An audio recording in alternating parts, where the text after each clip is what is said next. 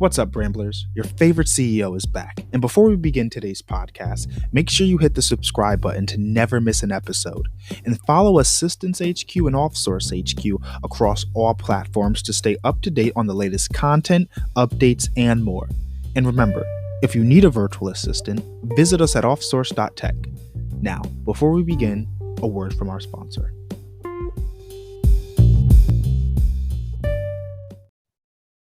Hey guys, welcome back to another wonderful episode of The Ramblings. I'm your host, Angelo Roberts, and today we have with us Rahkim Sabree. He is a certified financial coach and an author. I don't know what he's written, however, we'd love to find out. Introduce yourself today, Rahkim. Yeah, hey everybody, Rahkim Sabree here. I'm happy to be here. Super excited to share your platform. I am the author of 2 books. Certified financial education instructor, financial coach, and a TED speaker. Intense speaker. A TED speaker. A TED speaker. Oh, Yeah. okay. I didn't know we had a TED. This is a TEDx kind of talk deal going on. So you're gonna have to post your. I didn't know that before this. I didn't know that before now. Which I guess he was, when I asked him how he wanted me to introduce him, he was saving that one for the talk. Anyway, thank you for coming on the show today, Rahkim. So what is it? Well, you do a lot. You said you're an author. You said you've done TEDx talk. You're a financial coach. What does that mean? What does, I guess, a day for you look like? Because I guess the term would be entrepreneur, freelancer, whatever you want to call it, that can embody everything that you do as one, but it's multiple hats that you're going to be wearing, I would assume. What does a day look like for you? Yeah, so I am actually full-time employed. So most weekdays, I'm working in my day job. I've been working in the banking industry for a decade now. Outside of that, I guess you could call it my I don't mean to interrupt. You said a decade? A decade. 10 years. We're both men on the podcast. How old are you? I will be 31 May 15th. Oh, okay. She was like, you look like you're like 25, 26. Okay, you're 31. So you've been doing this since like you were 21. So you got a pretty early start. Yes. Okay. Definitely. That really I won't say banking is all that I know, but banking was my first, if you can consider it, real job, where I participated in like benefits and got full time. Prior to banking, I was in retail spaces, supermarkets, just trying to get what I can, how I can. But banking really was like the launch pad for me in a lot of ways, in terms of salary, in terms of benefits, in terms of education, specifically around your personal finances. And it helped kind of pave the way for me to carve my own little section of what is the significance of financial education in Black communities specifically, but for everybody.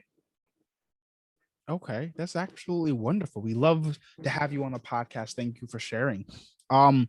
So how did you get into that? 21 is a very young thing, and unless you're, I guess, like me in the particular sense, I knew that I wanted to go to school to do accounting and things like that. However, growing up, finances never ever talked about, especially within our community. 1, 2, it's not sexy, it's not fun. Why? Because you got into it young. 21 is a very early age to get into banking, I would think.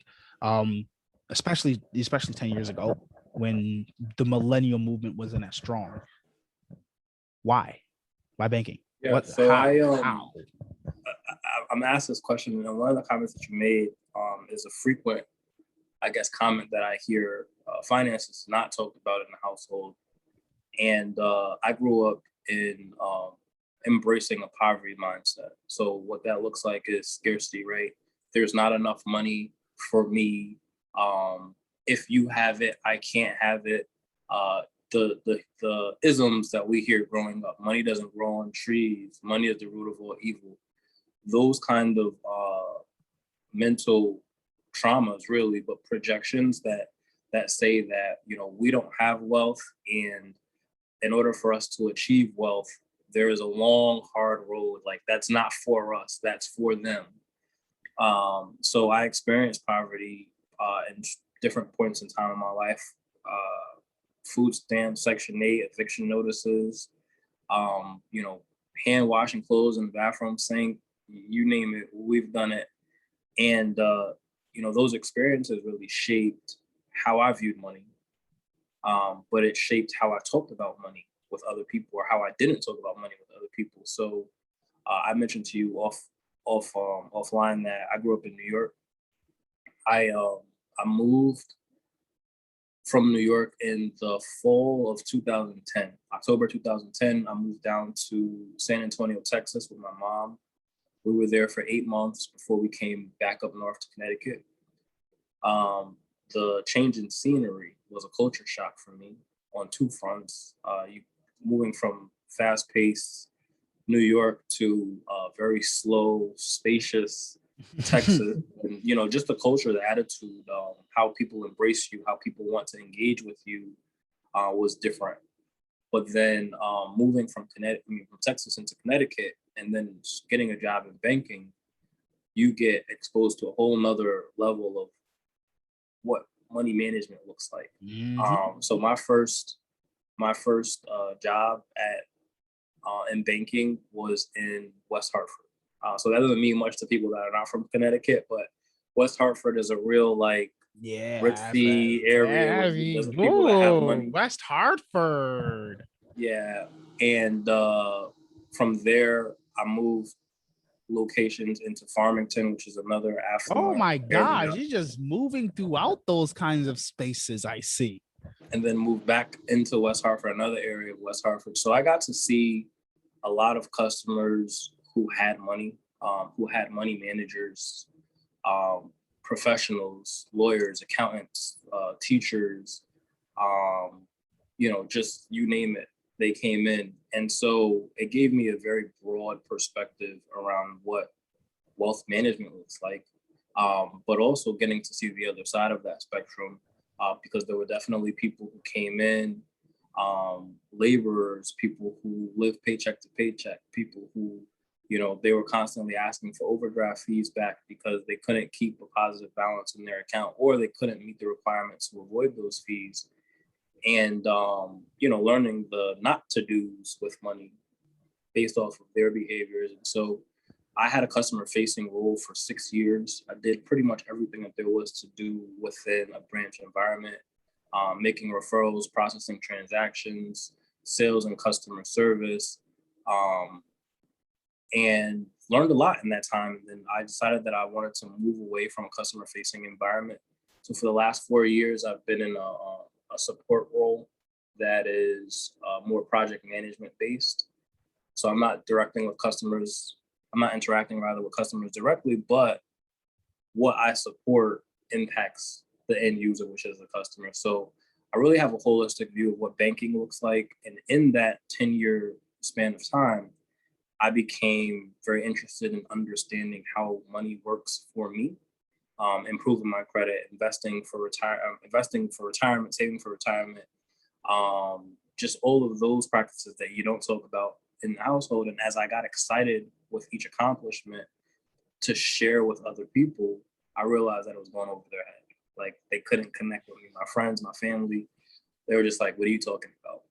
So then I realized that it was important not only for me to improve my standing financially, but to educate others so that they can improve their standing.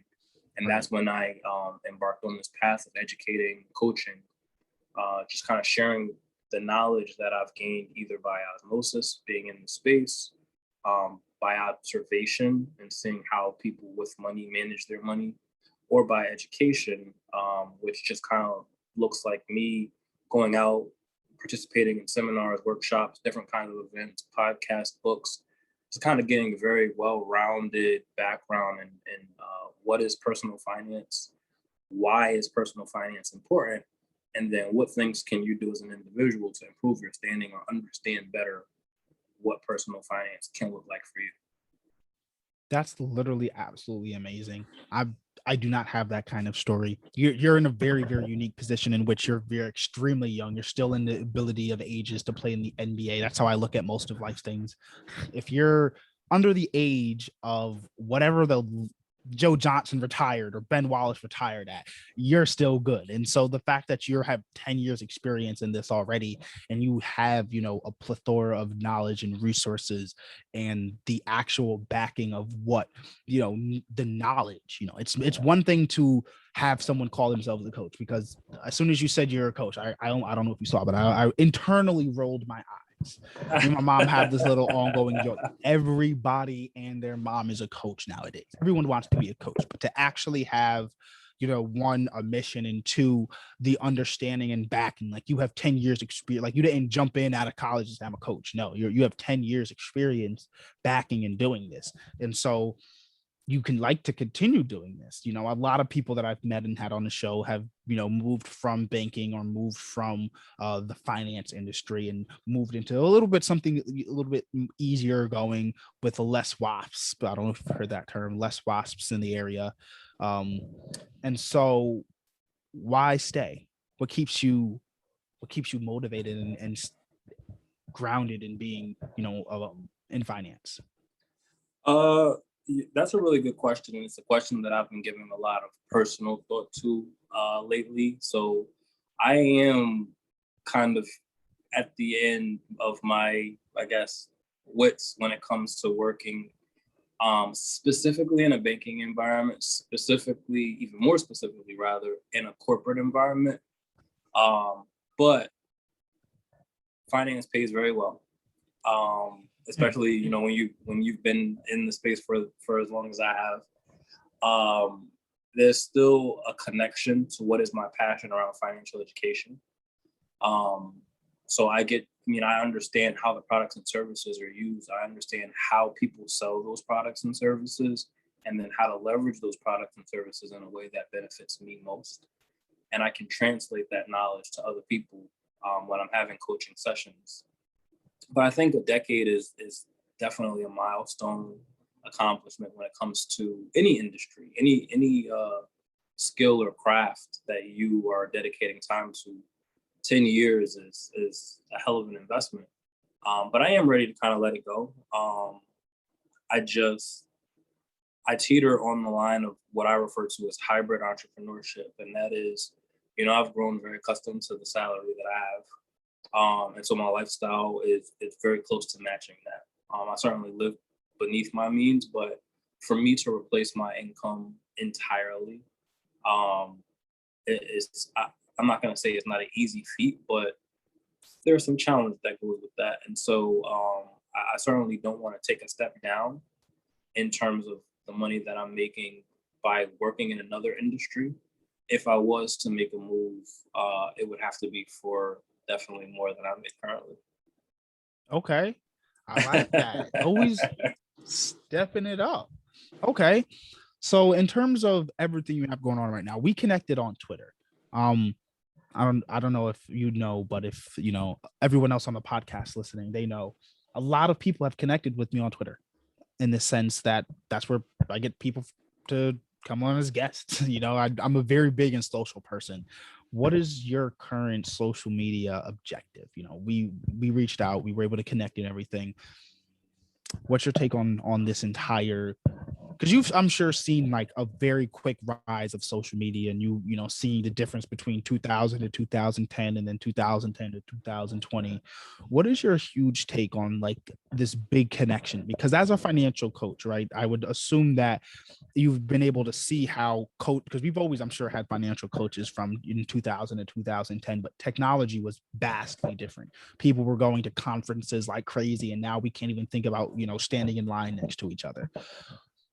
How do you feel that the internet has been able to help affect your game or help you achieve better results in terms of what you're doing, and just helping, make it easier on your business? Like, what's your thoughts on how social media connects and how it's affecting what you do? So good series of questions. I'll answer the first one. What is my social media objective? That is to reach as many people as I can with the message of financial empowerment.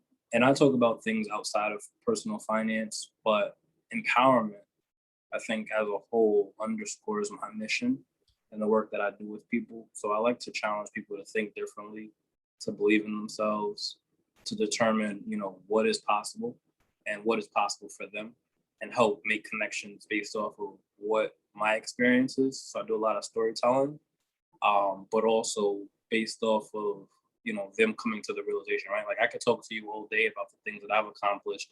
Some people will receive that as bragging. Other people will receive that as inspiration. And then I can walk you through the steps of what it took for me to get there. But not everybody, and when I say not everybody, I mean most people will not take action on what is that blueprint. So they can see what the steps are, but they won't do anything about it.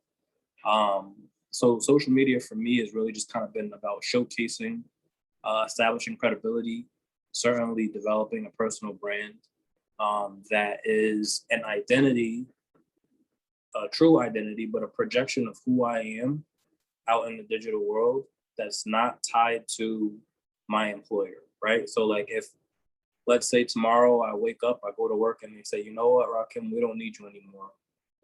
Everything that I've accomplished and everything that I've promoted, showcased digitally, is going to still be there. That makes me extremely marketable, right? Outside of the length of time that I've been in the industry, I get to talk about being a TED speaker. I get to talk about being featured in some large publications. I get to talk about writing for large publications. And more than talk about it, Go ahead and name drop. So I'm a contributor to Entrepreneur. That's the biggest publication that I write for. I also contribute to the Griot. Black Enterprise has featured me. Business Insider has featured me. Oh, okay. Yeah, that's okay. That's. I thought you were gonna say like the New Haven Register. Oh yeah, the New Haven Register has syndicated a couple of pieces that I've written actually from Entrepreneur. So really, my goal when I write for Entrepreneur is to share thought leadership relating to personal finance, business leadership, and entrepreneurship. So I would say 98% of the time that I publish an article through Entrepreneur, somewhere in Connecticut, one of the local newspapers are going to pick it up and they're going to share that piece.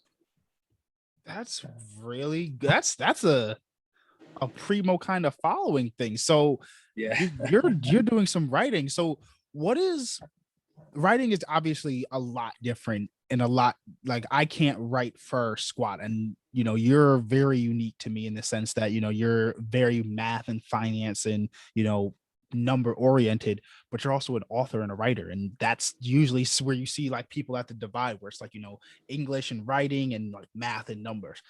How do you bring both? Like how does your brain operate to be able to be good at both? So I think that what you said is a common misconception. I think most people assume if you're in finance, like you have a math brain, and I really don't. I definitely have a strategy brain. And so math has helped hone that as a skill set. But if I could recall back to grade school and high school even, algebra was always the strength of mine, right? Like, how do you solve for X? It's problem solving.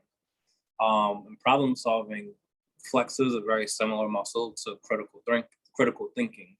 Well, critical thinking is an area of writing that I always score very high on. So it's like, okay, how do you interpret the text that you just read and then communicate what it is that you've interpreted? So very similar mental muscles being flexed there. When it comes to personal finance, I would say 90%. I'm giving away the secret sauce here, but I would say 90% of the work that I do with clients, with customers, is mindset work. So I'm not talking about the specifics of 1 + 1 = 2 when it comes to your checkbook. I'm not spending time balancing checkbooks. I'm not spending time creating budgets for people. I teach people how to do those things for themselves, but I really address traumas, anxieties, guilt, fear as it relates to building a better relationship with your money, and then giving you the tools to go out and replicate that process without me being involved. So I've been saying lately, since probably the beginning of this year, money management is mindset management. You have to have a very disciplined mind, and you have to be in control of your mindset when it comes to managing money. I definitely agree with that. I'm going to throw a curveball at you here. I know a lot of things are different and everything. I'm going to throw a quick curveball at you. You're an author and you work and help people with personal finance, right? I'm sure you probably have a lot of analogies, a lot of, stories that you use to a lot of stories or, analogies that you use to get across your point and how to explain, the different ways that money can apply to them, right? Tell us, I want to any story or your favorite analogy or your favorite example that you love to use when it comes to personal finance, and whatever the lesson could be that follows with it. Like if you know one offhand, what is like your favorite analogy that you like to use, like a story or something? Offhand, I can say probably that credit is the game. So credit was my entry point into personal finance and just kind of becoming passionate and consumed by just understanding personal finance. Quick story. At 21 years old, when I started working for the bank, they wanted to open up a bunch of accounts for me. They wanted me to get their credit card. And I'm like, yeah, you can open the accounts. The accounts are free. I said, but the credit card, I'm not going to get approved for. I've already tried a million times, from the time I turned 18 to 21, I'm applying, right? And I apply and I get approved. Credit card was approved for a $500 limit. I received a letter in the mail indicating what my credit score was. I don't remember what it was at the time, somewhere in the sixes. And I also was educated on how to locate or identify where to find my my credit report. So I go get my credit report and I see delinquencies from my student loans. So I had been getting letters from the student loans and I was just ignoring them. So I wasn't really paying attention. Two different loans roll into one. Each loan, 30 days, 60 days, 90 days, 120 days delinquent. So when you have these negative remarks on your credit report, they stay on your credit report for 7 years. But I have these remarks on two different sets of loans. So definitely impacting my credit report, definitely impacting my ability to borrow. Fast forward 10 years, the card that had been approved for $500 is the limit today is $70,000. And the reason why I'm able to carry such a large limit is because I understand the game of credit, right? I understand what makes up a credit score. I understand, how to keep the credit bureaus happy, and in turn, the credit bureaus grant me large limits. $70,000. That's more than what people make. You have a larger credit limit than people's salary. That's some people's salary, yeah. And that's one credit card. That's more than the average salary. Like, yeah. Okay. We're getting juicy now and into the nitty-gritty meat. What is your favorite, most obvious credit hack that people just don't realize? Like, someone could go do something like today and they wouldn't even know it. Get more credit. Get more credit. Get more credit. That's the credit hack. Get more credit. What does that mean? What does get more credit? Get access to larger credit lines. So the other part to the story that I had just told is that not only did my credit limit increase, but my credit score increased. So the highest my credit score has ever been was 835. I learned this one day. I went into a car dealership. I was looking to buy a new car. And of course, you go through the process of financing, they pull my credit. And the guy's like sitting there with his mouth wide open. And he's like, you have a really good credit score. And I'm like, yeah, I know. And he's like, no, like, you have a really good credit score. And I was like, what's it at right now? And he goes, 835. It's like, I didn't even know it would get past 800. And I'm just like, yep. But the reason why I was able to achieve that is, it's a variety of factors that go into it. But one of the reasons why I was able to achieve that is because of the amount of credit I have available to me.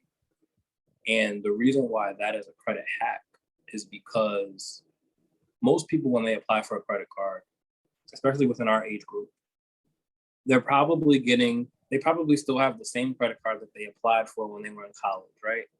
That credit card probably got, I don't know, $1,000, $2,000. Let's top it off at $5,000. Well, most people either don't know, don't realize, or don't execute on the fact that they can ask for a credit line increase, right? So you go to the bank that has the credit card and you say, hey, I want more access to credit. Now, there's a variety of factors that go into it. It's kind of like applying for a new credit card, right? But people think, or rather, I'm not going to assume what people think, but I will say that when you do a hard credit pull, you're most times they're applying for a new credit card. Well, you're decreasing the length of your credit history when you do that because it's the average of the 2 or 3 or however many credit cards you have. So you're decreasing the length of credit history, which is a major factor in determining your score. And your credit utilization is still low because the card that you have before, let's call it $2,000 limit, still has a $2,000 limit. Well, in order for you to show up as in good standing with your credit card company, you don't want to use more than 30% of the available credit to you. So if you have a $2,000 credit line, 30% of that is much less than a 2,000, right? So if you're, Right. I mean, you think about the expenses that you have on a regular basis and what you might have to spend money on, chances are you might go up to half, maybe even max that card out. Now, even if you pay the card off, if you have the means to pay that card off, you still are going over on utilization. But if your $2,000 credit line turns into a $4,000 credit line, your 30% is a little bit higher. Right. So I mean, just think about it. On a $70,000 credit line, 30% of that is still a much larger number than I think a lot of people have available in credit to them. So I could use up to 30% of that line if I wanted to, and still technically be considered under 30% utilization and be viewed as exhibiting good credit behaviors by credit bureaus. So when I started this off by saying, credit is a game, it truly is. You just have to learn you have to learn what the rules are, and then you have to learn how to make those rules work for you. Okay, that's real knowledge. That's what I like to have on here. Actual, factual, applicable knowledge. That's what we love to have up here, right? And so I think one of the best things is, especially as a financial coach, the ability to teach other people. And so when teaching, I definitely am against. I mean, fluff is necessary here and there, but I definitely am kind of like against like the majority of where people just are repeating and cycling information. And there's a lot of like actual meat and in-depth applicable knowledge that's to be said that people are almost being hidden from. And so I love having like these kind of conversations that provide actual, as I said, actual factual applicable information. So before I have to get you out of here and everything like that, we always love to do one shameless promotion. So that's like any programs, any events you have coming up. We love all those kind of plugs. But before we ever end, we always like to ask like one very, very good question. And that's always going to be, not always, but it's usually, what is one piece of information? It doesn't have to be the best, but what is the one thing that you would love to tell the audience right now that if they did, it could instantly go improve themselves? Like if they are, down bad, or they're in a situation that they're trying to improve their credit, they're trying to grow, they're trying to, open a business, get a new car, maybe get a house, start a family, things like that. What is an essential starting point? Like, what is the most important piece of information that you'd give people, or something that you consider like a golden nugget? I would say building strategic relationships is important. Probably the most important thing that you can do. I mean, just kind of hitting on all of the examples that you put out there: buying a house, starting a family, starting a business, getting a new car. Like, having the right relationship is going to facilitate making all of those processes a lot easier. So I think, and I used to give the advice, build relationships, period. But strategic relationships in this instance I think should be underscored, because there's some bad relationships out there, right? Like there's toxic relationships with people who are not going to do to your greatest advantage, but to their greatest advantage. And so strategic is important in that you want to build a relationship that is going to be mutually beneficial, or that is going to come close, right? You're going to provide value. They're going to provide value. It's going to be something that you can feed each other with instead of taking without reciprocating. And sometimes those are hard to do when you're building relationships with people who are a little bit more accomplished than you, right? Or maybe a lot more accomplished with you. So I have a openness to engaging with people, but a reluctance to building a relationship with people on their terms, because people recognize my success. And so, of course, they want to be a part of it, right? Like you want to stand next to the sun.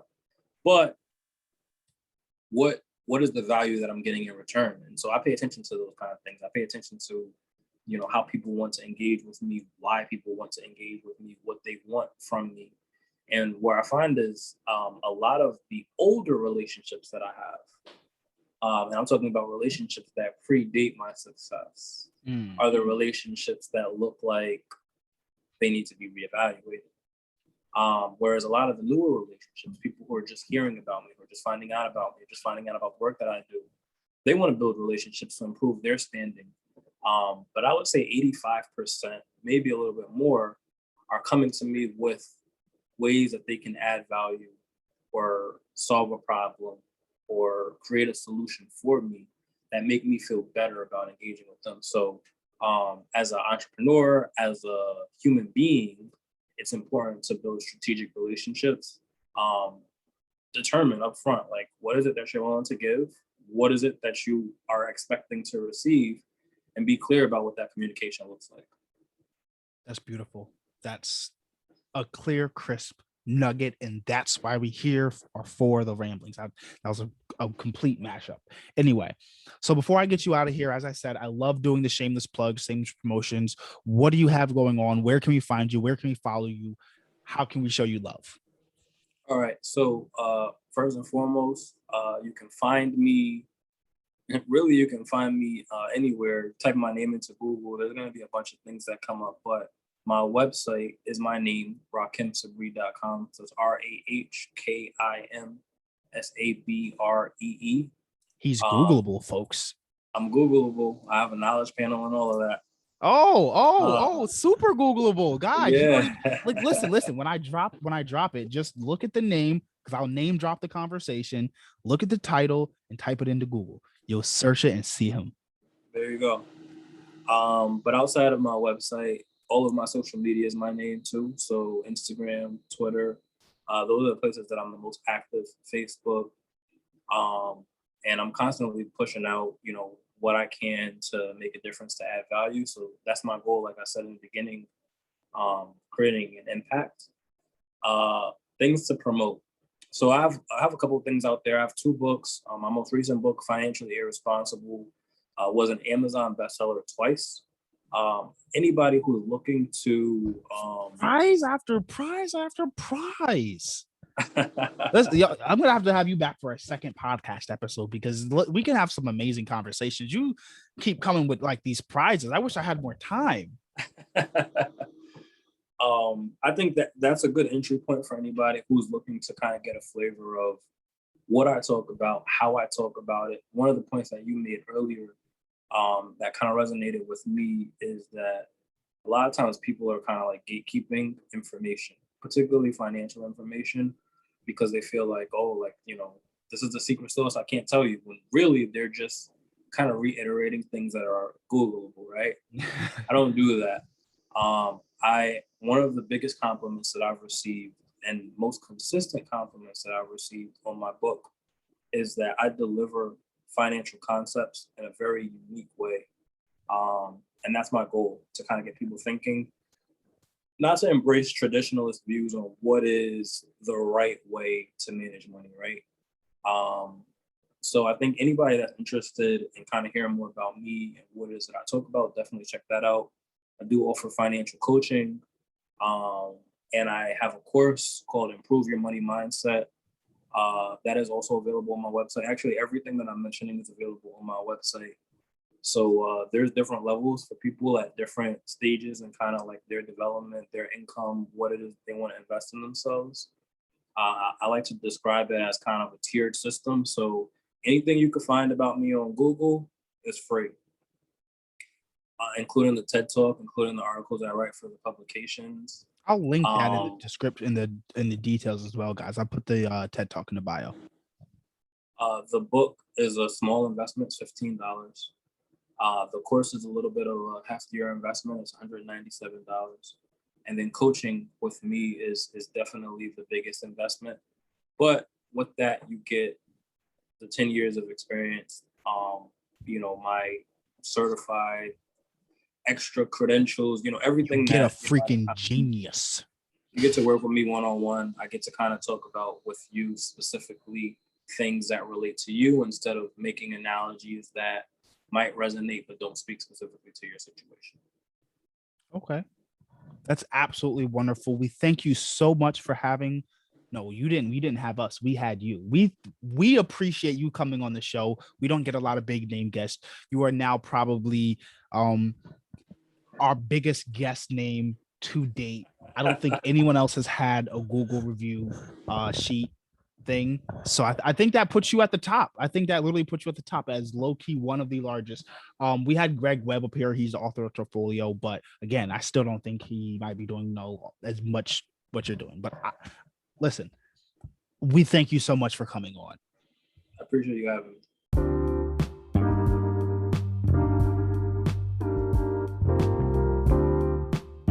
Hey Ramblers, that's it. Podcast is over. Don't leave yet though. If you enjoyed today's episode, make sure to like, share, and subscribe to the podcast, and follow us on YouTube at OffSource HQ. We'll see you next time.